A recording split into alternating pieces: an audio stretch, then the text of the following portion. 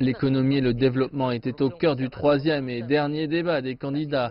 Le grand favori Andrés Manuel López Obrador, un ancien maire de la ville de Mexico, a affiché sa confiance. Les autres candidats l'ont attaqué. López Obrador a déclaré que ce n'était pas de sa faute s'ils étaient loin derrière.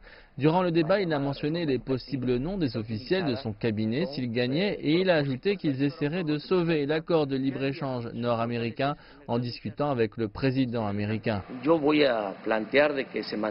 Je suggérerais de maintenir l'ALENA. Si ce n'était pas possible, ce ne serait pas la fin pour le Mexique. Notre pays a de nombreuses ressources naturelles et une population qui travaille beaucoup.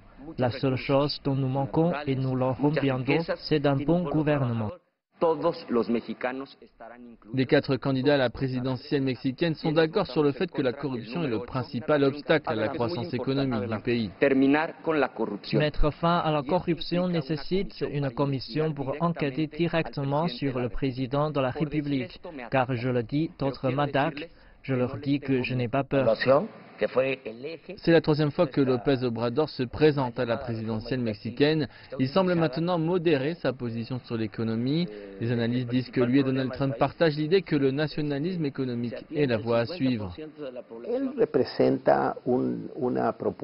Il représente une proposition pour aller contre la mondialisation de l'économie mexicaine et pour augmenter l'intervention de l'État mexicain dans l'économie, comme ce qui est arrivé dans les années 60 en Mexique.